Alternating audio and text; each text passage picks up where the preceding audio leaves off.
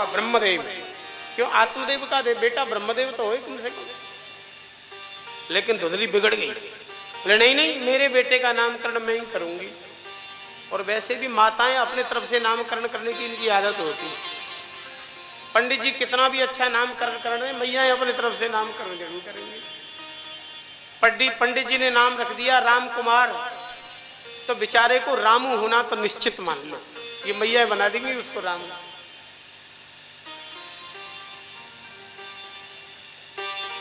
इसने कहा मेरा नाम धुंधली, तो मेरे बेटे का नाम धुंधुकारी होगा। अज्ञान की वृत्ति को जो निरंतर बढ़ावे वो धुंधुकारी। कुछ दिन के बाद में गाय को भी एक पुत्र पैदा हुआ, बहुत सुंदर स्वरूप था, कान जिसके गाय के समान थे। उस बालक का नाम रखा गौकर्ण।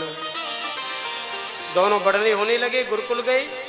यत् कालेन तौ जातौ तरुणौ तनया बुभौ गौकर्णः पंडितो ज्ञानी धुंधुकारी महा। कुछ दिन में ही लक्षण पत्र दिखने लग गए। धुंधुकारी महादुष्ट, गौकर्ण जी महापंडित, बच्चों को पकड़ लेता, नोच लेता, काट लेता। अच्छा एक निवेदन करें, एक कहावत है, पूत के पांव पालने में पता चल जाते हैं। ये बालक धर्मनिष्ठ होगा, सज्जन होगा कि क्रूर होगा, ये जन्म से ही पता चल जाता है। और हमने तो देखा है किसी किसी घर के बालक इतने संस्कारवान होते हैं कि आप कीर्तन करो उनकी ताली अपने आप बजेगी।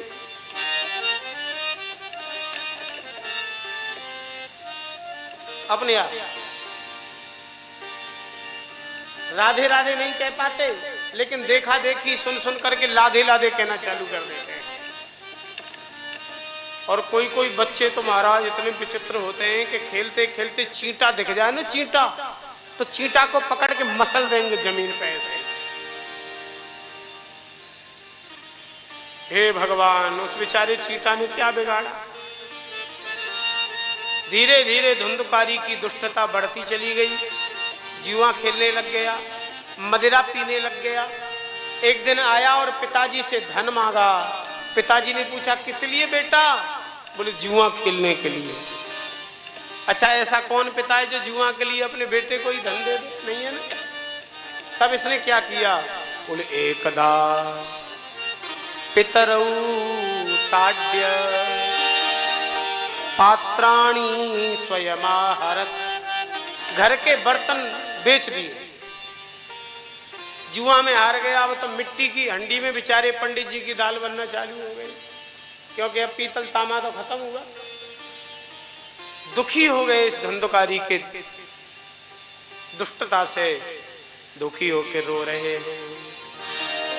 क्वतिष्ठामि क्व गच्छामि। अच्छा ये श्लोक सिद्ध कर रहा है कि किंकर्तव्य विमूढ़ है।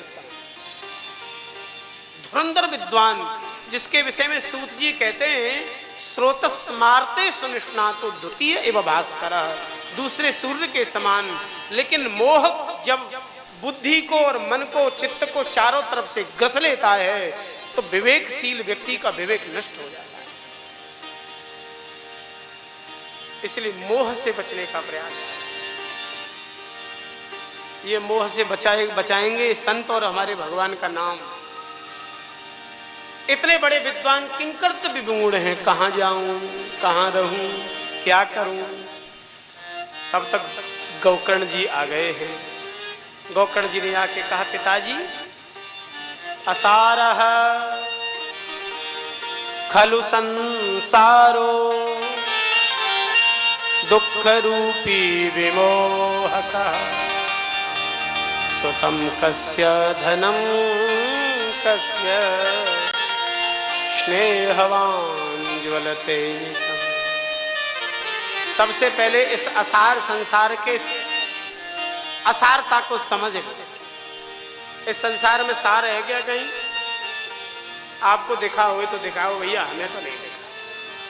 वैसे तो ठाकुर जी की कृपा भाई बहुत बचपन में ही संतों में आ गए। ये संसार का सार पता है कैसा दिखता है? केले के खंबे की तरह। केले के खंबे को छिलका हटाते जाओ, सार मिलेगा ही नहीं। वैसे ही संसार का सार केले के छिलके के समान है ही नहीं, दिखता है केवल। दुख रूपी है, मोह में डालने वाला है। श्रुतम कस्य धनम कस्य। हे पिताजी, कौन किसका बेटा और कौन किसका धन? स्नेहवान जलता है। स्नेह माने होता है तेल घी, जब तक दीपक में होता है तभी तक जलता है। मिट्टी का दीपक वैसा ही रहता है। कई बार तो रुई की बत्ती की आकृति भी दिखाई पड़ती है जलने के बाद में, लेकिन जलना बंद हो जाता है उसका। क्यों? बोले तो घी खत्म हो गया, अब क्या जलेगा। स्नेह जब तक किसी के व्यक्ति या वस्तु के प्रति होगा तब व्यक्ति सुख दुख का निरंतर अनुभव करेगा। सबसे पहले आसक्ति अपने देह को मिटानी होगी पिताजी। मैं शरीर हूं ही नहीं। देहे स्थिमांस रुद्रे विमतिम त्यजत्वम जाया सुताद सदा ममताम विमुंच पश्यानिसम जगदिदम क्षणभंगुनिष्ठम वैराग्य राग रसको भवभक्त निष्ठा। मैं शरीर नहीं हूं। अच्छा, आप सब लोग बैठे हो, शरीर हो क्या? बेचारे उत्तर नहीं दे पा रहे। अच्छा, आप शरीर हो तो फिर ऐसा क्यों बोलते हो मेरा शरीर ठीक नहीं है? ऐसा बोलते हो कि नहीं? तो ऐसा क्यों बोलते हो? जब मैं शरीर ही हूं तो मैं बोलना चाहिए, फिर मेरा शरीर क्यों कहते हो? मेरा शरीर, मेरा हाथ, मेरा पैर, मेरा सिर, मेरी आंख, मेरा पेट, ऐसा बोलते हो कि नहीं? इससे सिद्ध हो गया कि ये मेरा मेरा कहने से सिद्ध हो रहा है कि ये हम नहीं है, ये हमारा है। अच्छा, जिसके भीतर आप रहते हो वो आपका घर है कि आप घर हो? अरे बोलो ना भाई, मेरा घर है, हम घर नहीं है ना। वैसे ही ये हमारा शरीर हो सकता है, हम शरीर नहीं है। मैं शरीर नहीं हूं, फिर आखिर में हूं कौन? मैं आत्म चेतन हूं।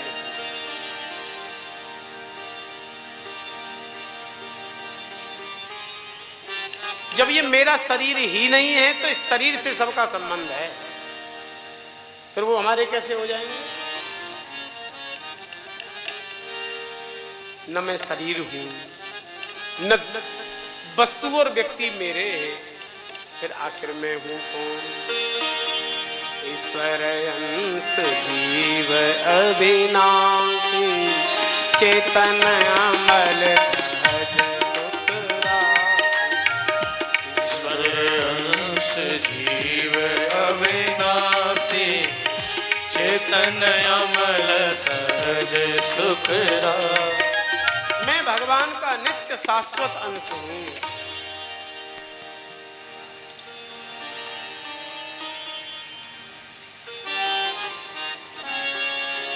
दो श्लोकों में भागवत का उपदेश दिया है गोकर्ण जी ने। आत्मदेव जी को दिव्य ज्ञान हुआ, सब कुछ त्याग करके भागवत का पारायण करके भगवान को प्राप्त हो गए हैं। धर्मम भजस्व सततम त्यजलो, बड़ी सुंदर सुंदर श्लोक है। अब घर में दो ही सदस्य बचे, क्योंकि गोकर्ण जी तो विचरणशील थे।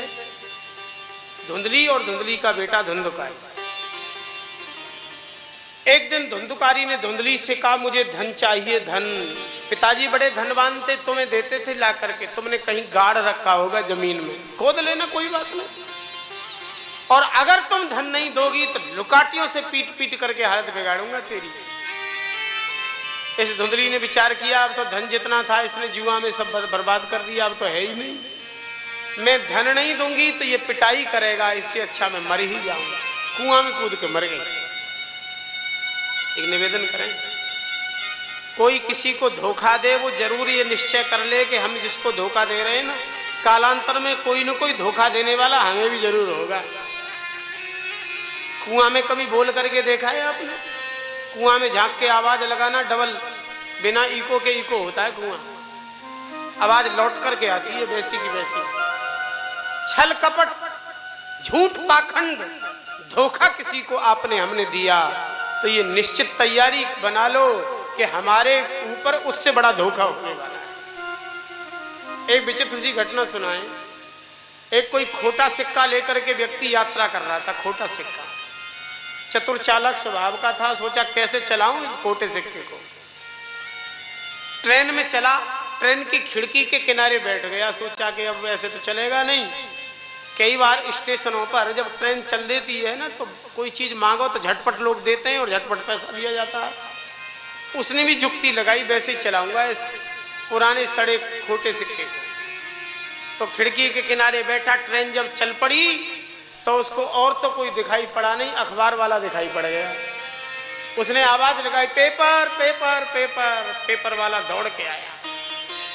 अब खिड़की से तो आना संभव नहीं था, जो खिड़की वैसी रहती है दरवाजे से ना आके, वैसे ही उसने पेपर दिया। उसने वही खोटा सिक्का खिसका दिया उसके हाथ पर। बड़ा खुश कि चलो खोटा सिक्का चल गया, मेरा अखबार मिल गया। खोटा सिक्का, अखबार वाले, अरे खोटा सिक्का आया। बड़ा खुश हो रहा था। तो अखबार जैसे ही खोल के पहले तो तारीख देखेगा ना कि आज का ही है, अभी का है। तो जैसे ही उसने तारीख पढ़ी तो पांच दिन पुरानी तारीख डली थी।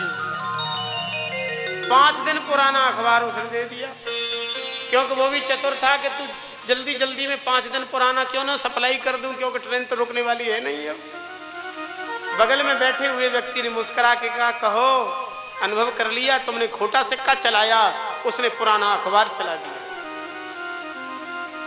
जो किसी के संग धोखा करता है उसके संग धोखा तो नहीं होना है। अब अकेला रह गया। लोगों ने कहा माता पिता होते विवाह करते, अब तुम्हारा विवाह कौन करेगा? उसने कहा देखो कमल मेरा, 5 बाजारू गणिकाओं को खरीद ले आया, वैश्याओं को ले आया। पंचपर्ण वधू प्रथा।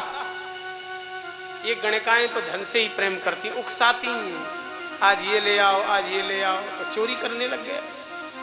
राजा के यहाँ बड़ी डकैती डाली और धन ला करके इन वैश्याओं को दिया। बड़ी संतुष्ट, आपस में चर्चा करने लग गई। इसकी राजा की चोरी पकड़ गई तो ये माल भी जब्त होगा, ये भी जेल जाएगा, हम ऐसे रह जाएंगे।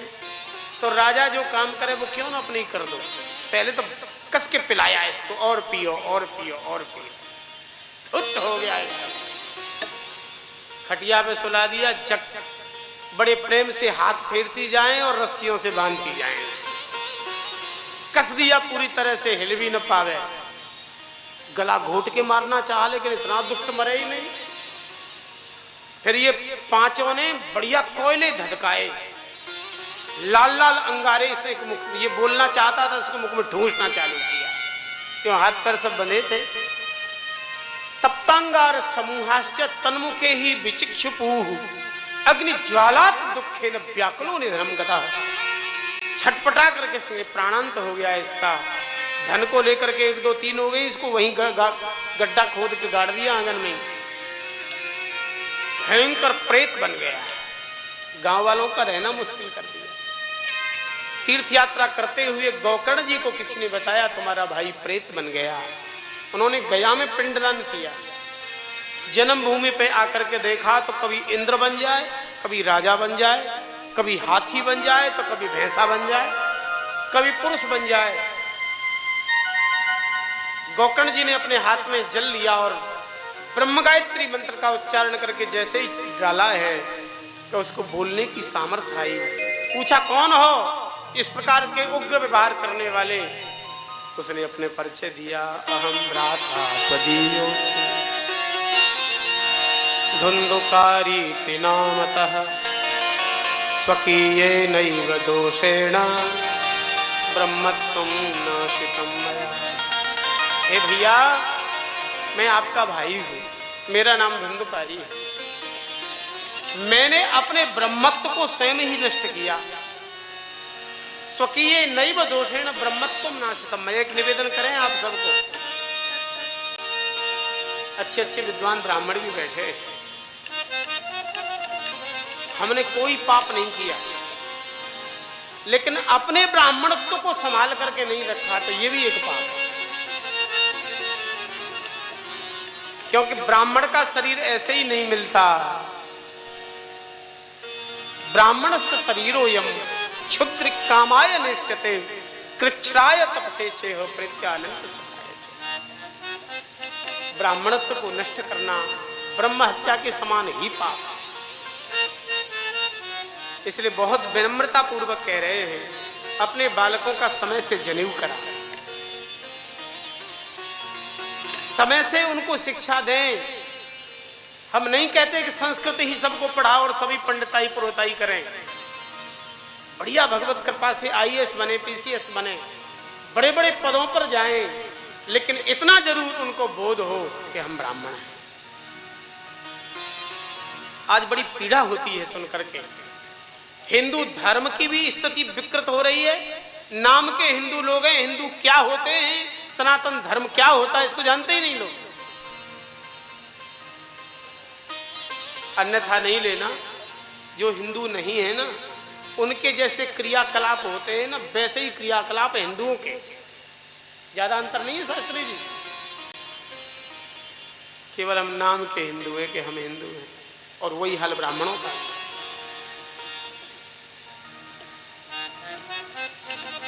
अब आपके क्षेत्र की तो पता नहीं हमें, एक किसी राजस्थान के ब्राह्मण आए वृंदावन में, पुरानी बात है, खुले में ही, उस समय बाथरूम वगैरह नहीं बने थे, आश्रम बना नहीं था, तो वो स्नान कर रहे थे, कम से कम 55-60 साल के थे। पंडित जी जानते थे कि गौड़ ब्राह्मण है, तो स्नान करते समय हमने उनको देखा कि जनेऊ नहीं पहने, तो हमने पूछा, पंडित जी जनेऊ नहीं पहने हो, कैसे टूट गया, उतर गया? बोले नहीं हुआ नहीं महाराज। हमने कहा हुआ नहीं, 55-60 साल के हो, क्यों नहीं हुआ? तो उन्होंने कहा हमारा विवाह नहीं हुआ इसलिए जनेऊ नहीं हुआ। हमने कहा भैया विवाह और जनेऊ का क्या संबंध? बोले हमारे क्षेत्र में तो विवाह में ही जनेऊ डाल देते हैं पुरोहित जी। अब बताओ वो पुरोहित जी को भी पाप लगेगा कि नहीं लगेगा? वो विवाह वाले दिन जनेऊ के माहौल में है क्या? उसका तो माहौल ही अलग है, नशा ही अलग है। वो दुल्हन लेने जा रहा है, तुम्हारे जनेऊ को देखेगा कि अपने कोट पैंट को संभालेगा? पंडित जी ने जनेऊ डाला और उसने तत्काल उतार के वहीं सीताराम जनेऊ। समझें ब्राह्मणता को, और जिसने अपने ब्राह्मणत्व को नष्ट कर दिया वो भी एक अपराध है। स्वकीय नैव दोषेण ब्राह्मत्वं नाशितं मया।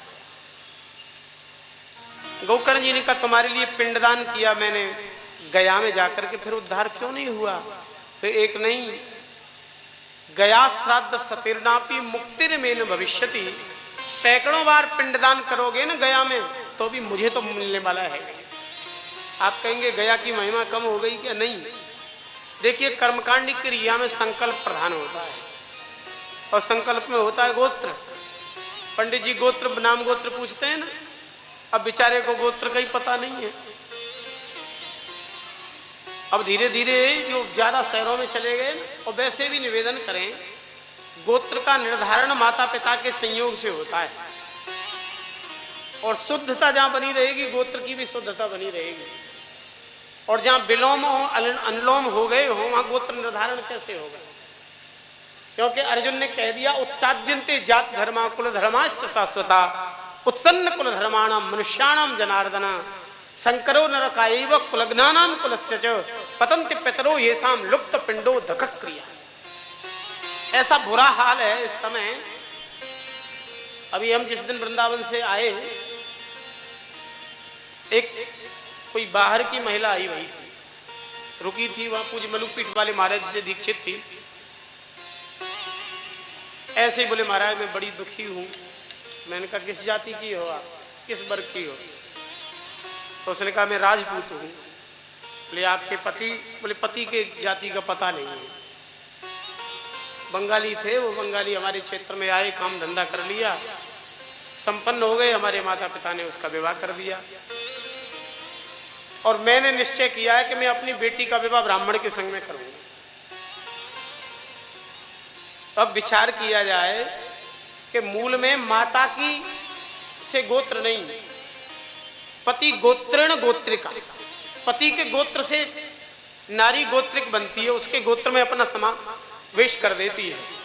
जब पति के ही गोत्र का ठिकाना ही नहीं है तो पत्नी का क्या गोत्र होगा बताओ? और हाई फाई जितने परिवार हैं ना बड़ी सोसाइटी के, उनमें तो बुरा हाल है। ये थोड़ी सी मध्यम श्रेणी के लोग बचे हुए भैया जो चला रहे हैं इसको, जो कुछ भगवान करें कुछ दिन और चल जाए तो अच्छा है, नहीं तो बहुत बुरा हाल हो गया। गोत्र का निर्धारण होना बहुत आवश्यक है।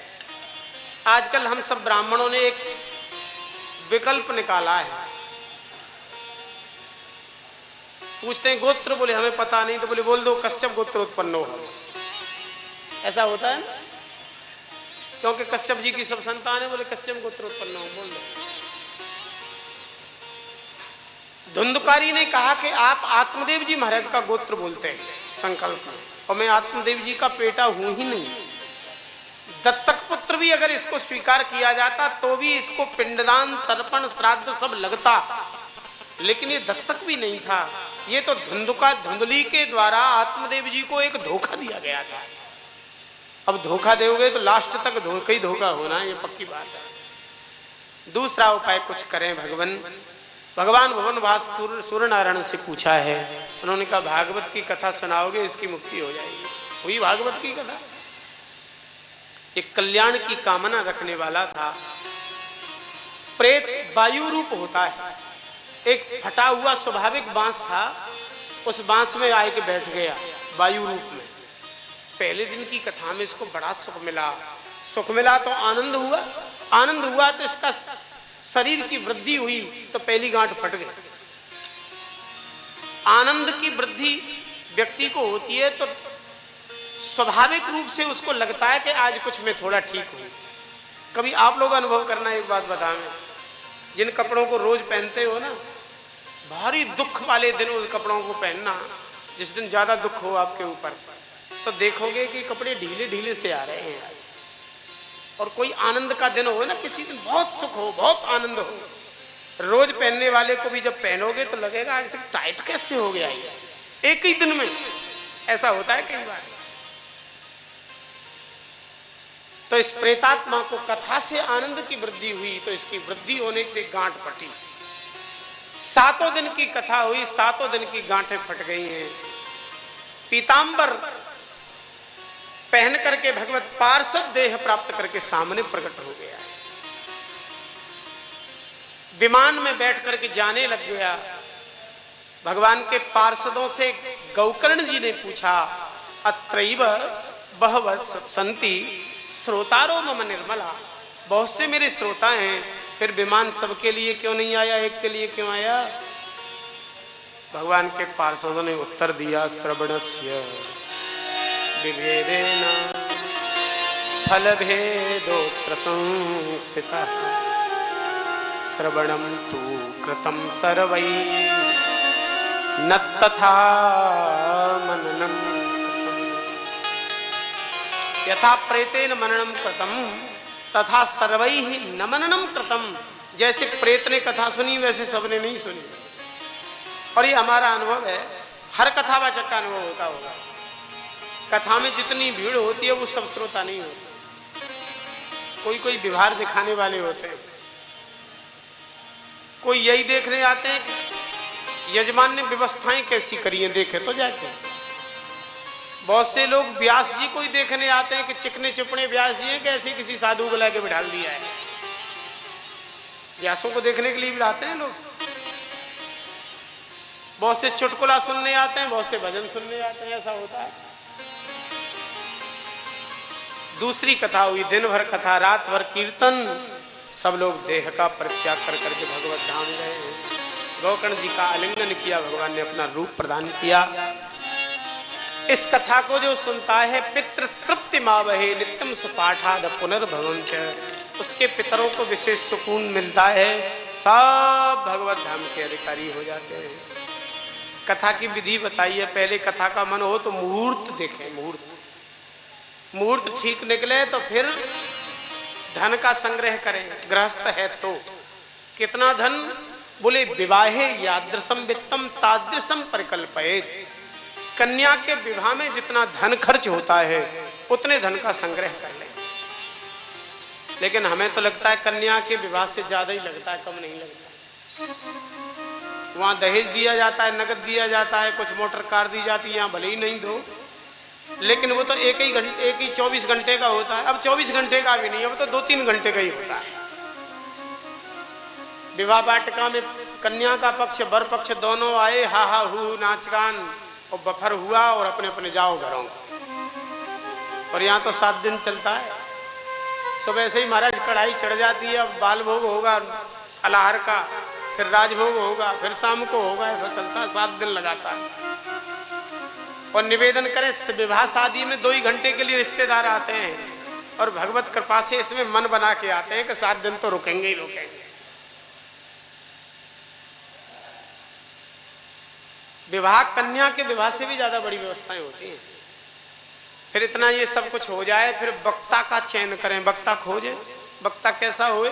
बोले विरक्तो वैष्णवो विप्रो वेद शास्त्र विशुद्ध कृत दृष्टांत कुशलो धीर वक्ता कार्योति निष्प्रिय।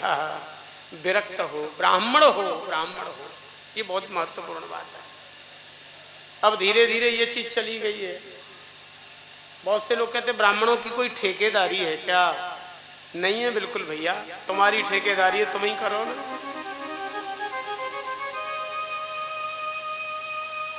अपना नाम भले ही हो जाए कि हमने कथा सुना ली, लेकिन विधि का पालन नहीं होगा तो लाभ मिलने वाला कुछ नहीं। अब तो जिस वर्ग के लोग हैं उसी वर्ग के से कथा कराते हैं। पंडित जी हैं तो पंडित जी तो सब जगह ही करते हैं बेचारे के, लेकिन अगर वैश्य हैं तो बोले ले आओ भैया अमुक भाई जी को, वही कथा करते हैं। लोधी राजपूत हैं तो बोले अमुक अमुक जी को ले आओ, और अगर यदुवंशी हैं तो अमुक अमुक यादव जी को ले आओ। ऐसा चल रहा है ना। और अब तो और उन्नति कर ली, बच्चियों ने कथावाच की चालू कर दी। शास्त्री जी तुकाराम जी महाराज ने एक ग्रंथ में लिखा है अपने कि मंच पर जो नारी बैठ करके उपदेश करने लग जाए, ऊंचे मंच पर, उसकी गिनती असतियों में होती है। सती नारियों में गिनती नहीं हो सकती उसकी। एक प्रसिद्ध श्लोक है,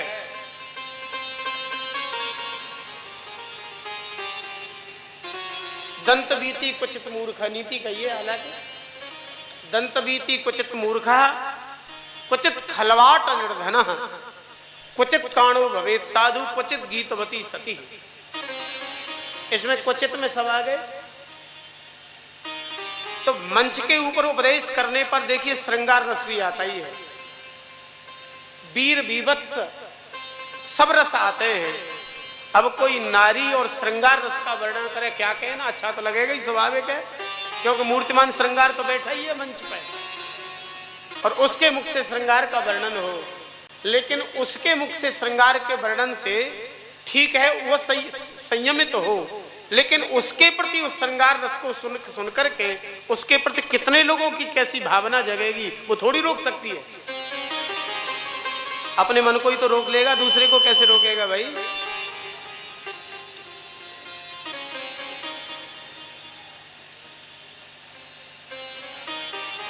इसलिए मंच पर नारी के द्वारा उपदेश सुनने की विधि शास्त्र नहीं देता है। हर नारी गार्गी नहीं हो सकती है। और वैसे भी निवेदन करें, कथाएं लगातार होती हैं, आज यहाँ फिर वहाँ, जो अच्छे वक्ता होते हैं ना उनकी कथाएं लगातार चलती हैं। अब वो साधु हो या पंडित जी हो या वक्ता हो या कोई बच्ची बालिका हो या कोई मैया हो, कथाएं तो कथाएं हैं। अब लगातार महीनों महीनों महीनों महीनों जिनकी कथा चलेगी, वो शरीर धर्म होगा कि नहीं होगा। और जहां शास्त्र कहता है कि अशुद्धि की अवस्था में 3 दिन तक तो अपनी पत्नी का भी स्पर्श क्या मुख नहीं देखना चाहिए, वहां मंच पर बैठ करके कोई कथा बाच रही है और शारीरिक अशुद्धि कृत्य हो गया, तो बताओ उस पाप को कौन झेलेगा। यजमान झेलेगा कि वक्ता जी स्वयं झेलेंगी। खैर उस पर हमें जाना नहीं है, लेकिन थोड़ा दिग्दर्शन कराना आवश्यक है। ये साधु महात्मा भी सही नहीं कि अच्छा कोई नाराज हो तो भले ही हो, हमें इससे भी कोई डर नहीं लगता, क्योंकि क्षेत्र का कोई नाराज हो जाएगा, ज्यादा ज्यादा बुराई करेगा, करो बुराई। साधु की क्या, ज्यादा जितनी निंदा करने वाले होंगे उतना साधु का और बढ़िया पाप नष्ट होगा। सही कहना चाहिए। तो विरक्त हो, ब्राह्मण हो, वेद शास्त्रों का जानकार भी होना चाहिए, दृष्टांत देकर के समझाने में कुशल हो, निष्प्रय माने निर्लोभी स्वभाव का हो, जो मिल जाए सो अच्छा।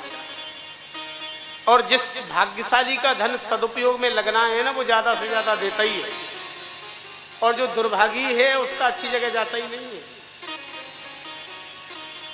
7 दिन तक कथा जब तक हो, यजमान और वक्ता दोनों दाढ़ी न बनवाना, पवित्र आसन पर सोमे,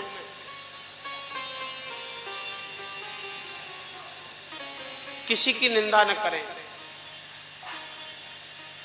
अत्यंत सात्विक आहार में, सात्विक आहार, सात्विक आहार में लिखा है भागवत में कि घी पी करके कथा सुने और कहें। अब घी पी करके कथा सुनने की, कहने की सामर्थ्य इस समय तो किसी में नहीं है भाई। हम तो वैसे भी सूखी रोटी पाते हैं, और ज्यादातर पाते हैं लोग आजकल। या रोटी में तो घी लगवा नहीं रहे, वहां घी पी के कथा सुनना संभव है क्या? तो दूध पी के कथा सुनने बोले ये भी संभव नहीं है। तो बोले फिर क्या करें? बोले अल्पाहार ले लें, चाहे फलाहार ले लें, या फलाहार भी जैसे कोई करने लग जाए और यजमान जी को शुगर रहता हो भाई। अब ये फलाहार में तो आलू ही विविध रूप धारण करके चला आता है।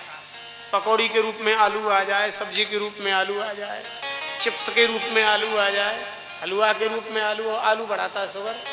मीठा पाओगे या तो फिर व्यास जी को शुगर है या यजमान को शुगर है, उनकी पहुंच जाए 500 शुगर, तो फिर न कथा सुन पाएगा न कथा कह पाएगा। तो उसके लिए लिखा है भोजनम तू ब्रह्मण्य कथा श्रवण कारकम। भोजन करके भी कथा कही जा सकती है, सुनी जा सकती है, लेकिन भोजन भैया हिसाब से ही होए। अब खूब कस के पा लिया तो व्यास जी कथा बाँचेंगे और यजमान जी खर्राटे लेंगे। ऐसा होता है कई बार। एक व्यास जी कथा सुना रहे थे, यजमान खूब डट के भोजन करके कथा सुनते, बैठे थे पास में ही। यजमान जी, वक्ता जी सज धज के आवे, बढ़िया दुपट्टा उनका लटक रहा था। वो यजमान की थी कपड़े की दुकान। वो इतना भोजन किया कि बैठे बैठे सो गया और पहुंच गया मन से दुकान पर। उसने देखा कि ग्राहक आया, कह रहा है कि 50 मीटर लेना है, 30 में बड़ा थान था, उसमें से फाड़ दो। क्या रेट? बोले 80। बोले नहीं नहीं हम तो जा रहे हैं। बोले जाओ मत, ले 70 रुपए मीटर में फाड़ दिया। तो फाड़ने के लिए और कपड़ा तो था नहीं, व्यास जी का दुपट्टा लटक रहा था, वही हाथ में आ गया और चर्र करके व्यास जी का दुपट्टा फटा। तो व्यास जी ने कहा कि भले आदमी ये क्या किया? बोले व्यास जी गलती को क्षमा करना, मैं तो दुकान पे थान फाड़ रहा था, मुझे क्या पता तुम्हारा दुपट्टा हाथ में आ जाएगा। तो इतना ज्यादा भोजन करने पर यह दशा होती है। तो भोजन भी ज्यादा नहीं, थोड़ा थोड़ा ले, न वक्ता को आलस्य आवे न श्रोता को आवे। 7 दिन के बाद हवन करावे, ब्राह्मणों का भोजन करावे, अंजलिबद्ध होकर के कृतज्ञता ज्ञापित करें, कीर्तन करें। ये सब भागवत के नियम हैं। यहाँ तो भगवान की कृपा से बड़ा सहयोग बना है। नित्य हवन चलेगा, ठाकुर जी का दरबार है और सब आनंद से होगा। अब मंगलाचरण का स्मरण कर लेते हैं। पहले श्लोक का, जन्माद्यस्य यतोऽन्वयादितरतः चार्ते स्वविज्ञस्वरा तेने ब्रह्म हृदय आदि कवये मुह्यन्ति यत्सूरयः तेजो वारि मृदां यथा विनिमयो यत्र तत्र सर्गो मृषा धाम्ना स्वेन सदा निरस्तकुहकं सत्यं परं धीमहि।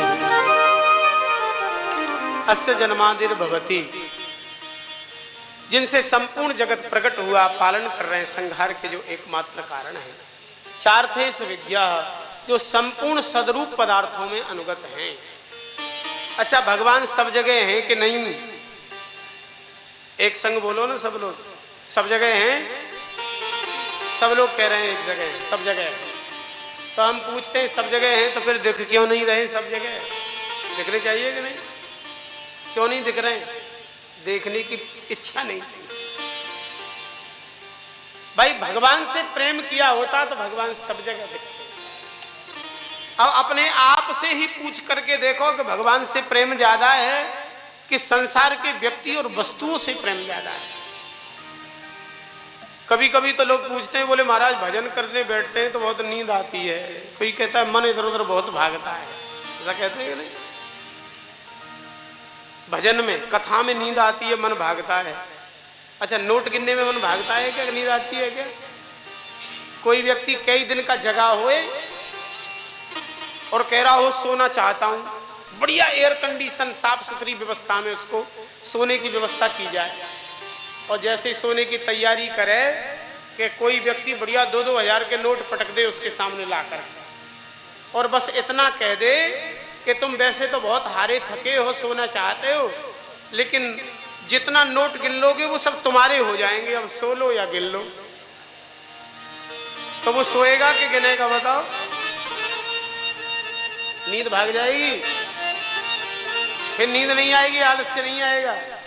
पोल खुल गई कि नहीं? देखो थोड़ी सी बात में, धन से जितना प्रेम है उतना भगवान से प्रेम कहाँ है? और हमारे ठाकुर जी सब जगह हैं।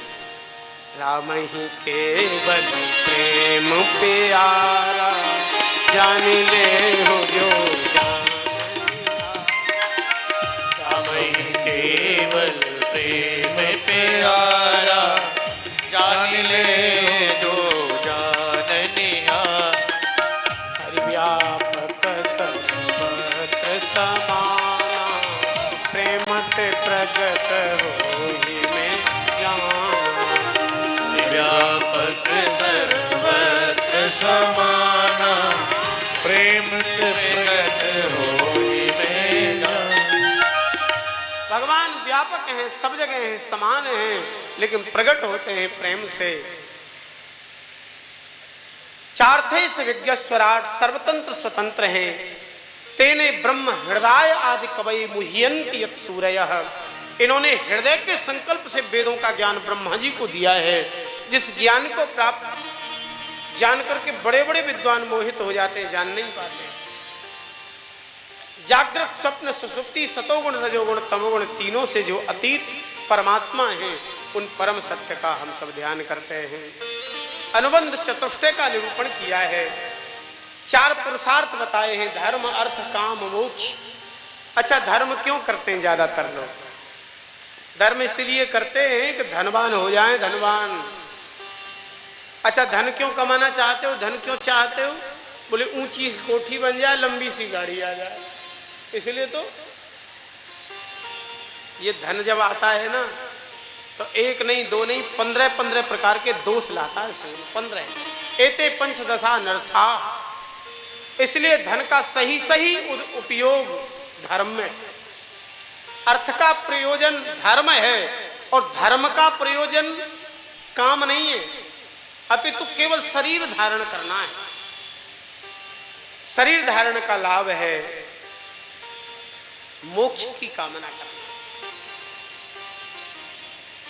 धर्मस्य ह्याप वर्गस्य नार्थोत्थायोपकल्पते। नार्थस्य शरीर धारण का फल है तत्व की जिज्ञासा। अब वो तत्व क्या है? बोले ब्रह्म परमात्मा और भगवान के नाम से उन्हें जानते हैं। आप कहेंगे अंतर? बोले 6 प्रकार के ऐश्वर्य वाला भगवान। ऐश्वर्य से समग्र से ज्ञान से यशस श्रिय। परमात्मा कौन?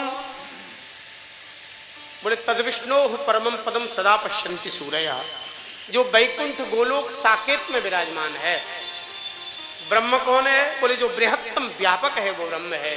आपके भीतर भी है, हमारे भीतर भी है, सब जगह जो व्यापक है, सब जगह वो परमात्मा है। अब पसंद आपको करना है कि ब्रह्म को चाहते हो कि परमात्मा को कि भगवान को। भाई देखो, ब्रह्म में कठिनता है। ब्रह्म होने पर भी उनकी अनुभूति कहां हो रही है। परमात्मा की प्राप्ति भी सबको संभव इसीलिए नहीं है कि ब्रह्मा और शिव भी जिनका ध्यान में दर्शन करते हैं।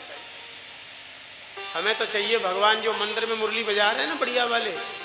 अब कोई इच्छुक हो, एक पुण्यात्मा हो, एक पापात्मा हो, इससे कोई लेना देना नहीं है। ब्राह्मणों ने मंत्रोच्चारण पूर्वक इनको विराजमान कर दिया है। अब तो आओ भैया, और अधिकारी अनधिकारी का विचार छोड़ करके इनके चरणों में लौट जाओ, देखो भगवान मिल गए कि नहीं मिल गए। और सब में तो जरूरता है, लेकिन भगवान में सरलता है। भगवान में सरलता क्यों? बोले वही भगवंत संत प्रीति को विचार करे, धरे दूर ईस ताहू पांडवन सौ करी है। अपनी ईश्वरता को उठा के दूर रख दें और भक्तों से प्रेम करें। हमारे कन्हैया इतना प्रेम करते हैं कि अपने भक्त अर्जुन के सारथी बन जाते हैं, अपनी भक्ता परम भक्ता द्रौपदी की दासी बन जाते हैं, त्रिलोचन नाम के भक्त के भगवान सेवक और नौकर बन जाते हैं। ये भक्ति हमारे ठाकुर जी की है भक्त के प्रति। 24 अवतारों की कथा का वर्णन किया। पहला अवतार सनकादि का, दूसरा अवतार नारद जी का, तीसरा अवतार नर और नारायण ऋषि का,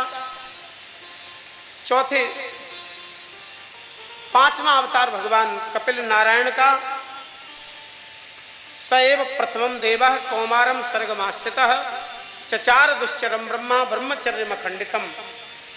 पहला सनकादि, दूसरा यज्ञ भगवान का, तीसरा श्री नारद जी महाराज का, चौथा नर और नारायण भगवान का, पांचवा अवतार भगवान का कपिल देव के रूप से हुआ।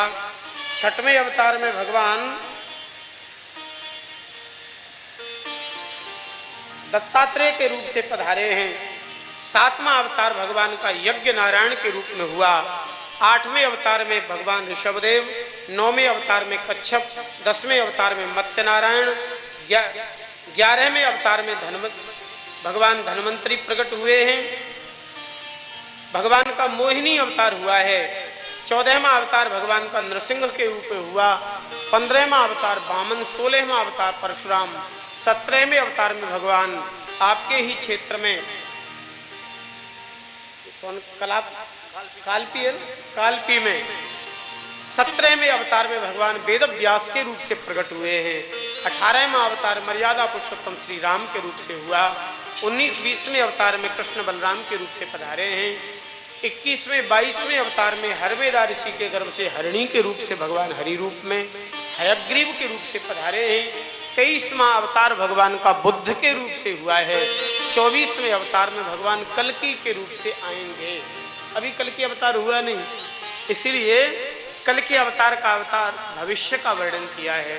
संभलक ग्राम में विष्णुयस ब्राह्मण के यहाँ भगवान का कल्कि अवतार होगा।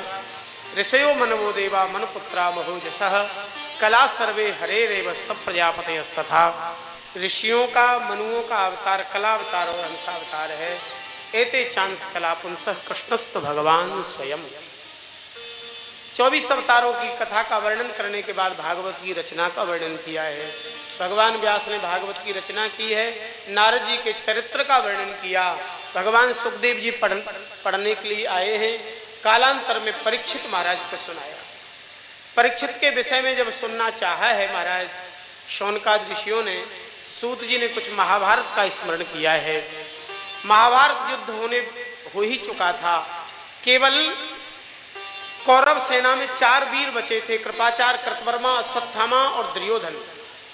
दुर्योधन आत्मरक्षा के लिए सरोवर में छुप गया। भीम की गर्जना सुन के आया, युद्ध हुआ है। भगवान के इशारे पर भीम ने गदा का प्रहार दुर्योधन की जंघा पर किया। जंघा विदीर्ण हुई, खून की उल्टी करता हुआ गिर पड़ा।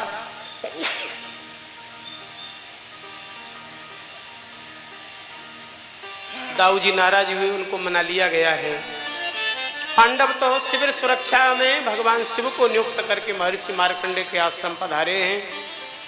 इधर दुर्योधन के समीप अश्वत्थामा ने आकर के कहा, मुझे सेनापति बनाते तो 5 शत्रुओं का गला काट के तुम्हारे चरणों में पटक देता। बोले अभी क्या बिगड़ा है, अभी तिलक किए देता हूं। तिलक तो होता है रोली चावल चंदन से, वह सब था ही नहीं। उसका खून बह रहा था, उसी में लगाया अंगूठा और कर दिया तिलक। तिलक कभी अंगूठा से नहीं करना चाहिए श्रेष्ठ जनों को। अंगूठा से तिलक करना निषिद्ध है। मध्यमा, वैसे तो मध्यमा उंगली से या कनिष्ठिका से तिलक करना ज्यादा श्रेष्ठ होता है। अनामिका से तिलक करें। अंगूठा से भी तिलक होता है, लेकिन 2 जगह केवल। राजा जब अपने पुत्र को युवराज बनाता है ना, तो अंगूठा से तिलक करता है। या कोई संत अपने शिष्य को अपनी गद्दी दे ना, तो कहते हैं अंगूठा से तिलक करते हैं। अंगूठा से तिलक का से क्या होता है? बोले हमारा अंगूठा लग गया। अच्छा, रजिस्ट्री ऑफिस में अंगूठा लगता है कि नहीं? चाहे भले ही कोई कई विषयों से एमए हो, पीएचडी हो, डॉक्टरेट हो, लेकिन उसको भी अंगूठा लगाना पड़ेगा। आजकल तो ऑनलाइन वाला अंगूठा हो गया है चालू। वो लड़ाई करने लग जाए कि हम पढ़े लिखे, अंगूठा टेक थोड़ी है जो अंगूठा लगवा रहे हैं, लेकिन लगाना पड़ेगा। तो भैया अंगूठा से कभी तिलक करना हो तो समझ लेना कि हमारा अंगूठा लग रहा है। फिर इसने अंगूठा से तिलक इसलिए किया कि मैं मर जाऊंगा तो सेनापति भी तुम बन रहे हो, राजा भी तुम ही बन जाओगे। लोभ आया, शिविर की सुरक्षा में भगवान शिव को स्तुति से मनाया है। पांचों पांडवों की सैया पर सोए पुत्रों को पांडव जान करके गले काट डाले हैं। धृष्टद्युम्न का गला घोट करके मार डाला है। अपने उनके मस्तकों को काट करके दुर्योधन को विश्वास कराने लाया। भीम के पुत्र का मस्तक जैसे दबाना चाहा, दबा, वो समझ गया कि ये तो पांचों पुत्र हैं, उसकी मृत्यु हुई। अर्जुन ने पीछा किया, इसने ब्रह्मास्त्र चलाया, अर्जुन ने ब्रह्मास्त्र की काट की है, जकड़ करके रथ से बांध लिया है।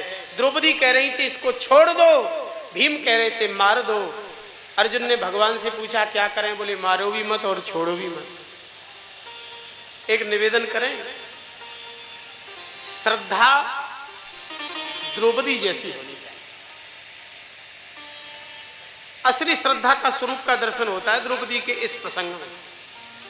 हमारे कोई बहुत अनुकूल है, हमारी बात भी मानता है और श्रद्धा के लायक भी है, तो श्रद्धा उसके प्रति करना कौन आश्चर्य है।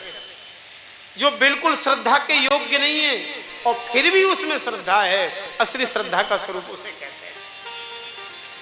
श्रद्धा हुई और मिट गई, वो कोई श्रद्धा थी क्या? भगवान ने कहा इसे मारो भी मत और छोड़ो भी, मस्तक की मणि छीन करके अपमानित कराया है। इसने ब्रह्मास्त्र उत्तरा के गर्भ के ऊपर चला दिया। उत्तरा ने भगवान की प्रार्थना की, भगवान ने उत्तरा के उदर में प्रवेश करके ब्रह्मास्त्र से की काट की और बालक की गर्भ की रक्षा की है। दूसरे रूप से भगवान ने जाने की अनुमति मांगी। कुंती जी ने कहा मेरी कुछ प्रार्थना सुनने के बाद जाइए भगवान। क्या चाहिए माता जी? कुंती जी ने 26 श्लोकों में भगवान को पहले मनाया है। नमस्ते पुरुषम त्वाद्यम ईश्वरम प्रकृते परम, यहाँ से स्तुति प्रारंभ की है और भगवान नमस्ते पर विश्राम किया है। माने भगवत शरणागति के संपुट में स्तुति की है कुंती जी ने। क्या चाहती है भुआ जी?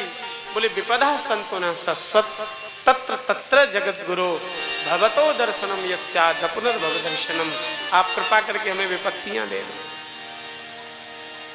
बुआ जी इतनी विपत्तियों से मन नहीं भरा? बोले मैं समझ गई हूं, जब विपत्ति थी आप अपना द्वारका छोड़े हमारे पास थे, संपत्ति आ गई आप जा रहे हो, वह सुख के माथे सिल पड़े जो नाम हृदय थे जाए, बलिहारी व दुख की जो पल पल नाम रटा। भगवान ने यात्रा स्थगित की है, द्वारिका गए, स्वागत सत्कार हुआ। पितामह भीष्म ने भगवान की बड़ी अद्भुत स्तुति की है। पितामह भीष्म हाथ जोड़ करके भगवान की स्तुति कर रहे हैं और प्रार्थना कर रहे हैं। इसी पर आज कथा का विराम करते हैं। पितामह भीष्म जैसा भाग्यशाली कोई नहीं है।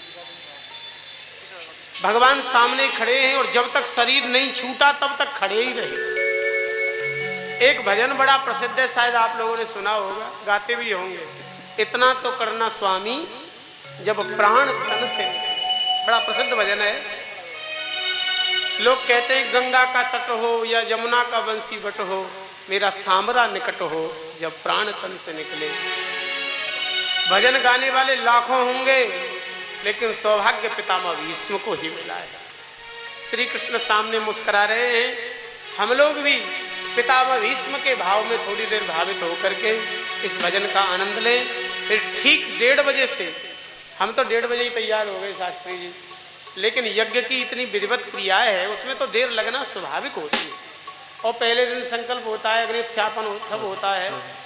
कल से अगर आप लोग समय से आएंगे, समय से प्रारंभ होगी तो हम समय से आएंगे। 1:30 बजे से कथा का हर इच्छा तक समय है और बड़े भाव से भजन का आनंद। फिर आरती बिना प्रसाद लिए कोई न जाए। इतना तू करना स्वामी जब प्राण तन से निकले, गोविंद लेकर गोपाल नाम लेकर जब प्राण तन से निकले गोविंद नाम लेकर गोपाल नाम लेकर जब प्राण तन से निकले गोविंद नाम लेकर जब प्राण तन से निकले गोविंद नाम लेकर जब प्राण तन से निकले इतना तो करना स्वामी जब प्राण तन से निकले गोविंद नाम लेकर जब प्राण तन से निकले गोविंद नाम लेकर जब प्राण तन से निकले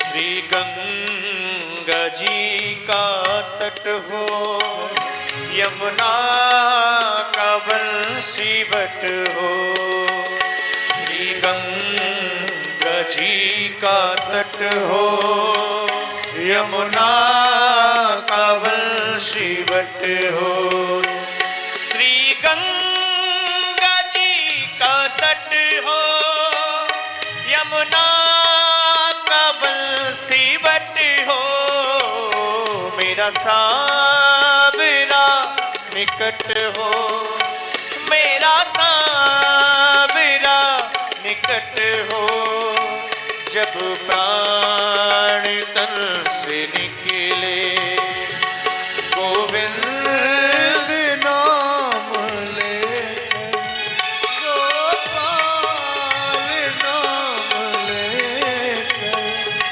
जब प्राण तन से निकले जब कंठ प्राण आवे कोई रोग ना सतावे जब कंठ प्राण आवे कोई रोग ना सतावे जब कंठ प्राण आवे कोई रोग ना सतावे यमदर्शना दिखावे यमदर्शना दिखावे जब प्राण तन से निकले गोविंद नाम लेकर जब प्राण तन से निकले इतना तो करना स्वामी जब प्राण तन से निकले गोविंद नाम लेकर गोपाल नाम लेकर जब प्राण तन से निकले गोविंद नाम लेकर जब प्राण तन से निकले जब प्राण तन से निकले ओ जब प्राण तन से निकले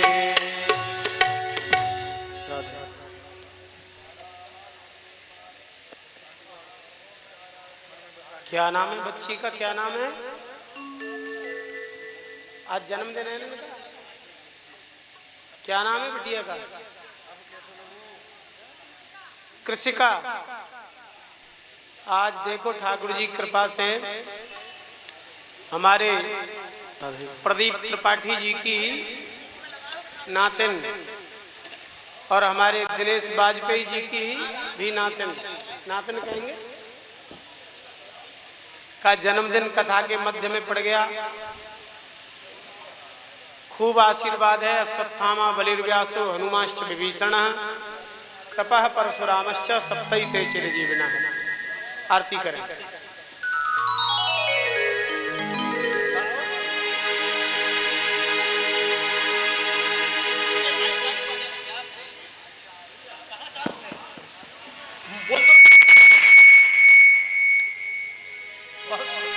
चंद्रमा मनसो जात चक्षुः सूर्यो जायत श्रोत्राद्वायुष प्राणस्य मुखादग्निरजायत।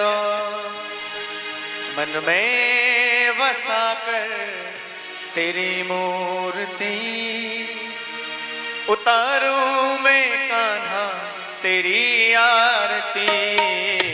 मन में बसा कर तेरी मूर्ति उतारूं मैं कान्हा तेरी आरती। तेरी आरती हो तेरी आरती, तेरी आरती हो तेरी आरती। मन में बसा कर तेरी मूर्ति उतारूं मैं कान्हा तेरी आरती। मन में बसा कर तेरी मूर्ति उतारूं मैं कान्हा तेरी आरती। मोर मुकुट शीश सोहे कुंडल पड़े, हे वंशीधारी तेरे द्वार हम खड़े। मोर मुकुट शीश सोही कुंडल पड़े, हे वंशीधारी तेरे द्वार हम खड़े। यशोदा के नंदन की करो दोनों हाथों की सेवा करते हुए यशोदा के नंदन की करो आरती। उतारूं मैं कान्हा तेरी आरती।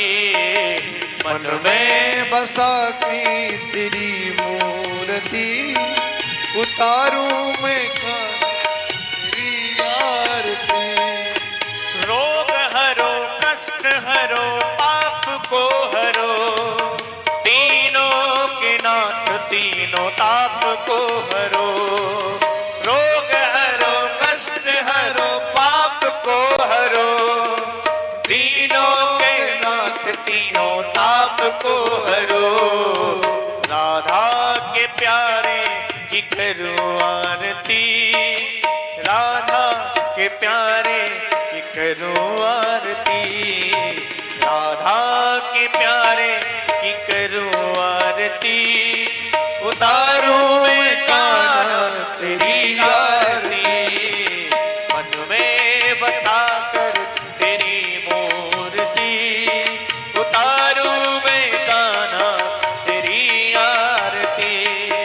उतारूं मैं कान्हा तेरी आरती। उतारूं मैं कान्हा तेरी आरती।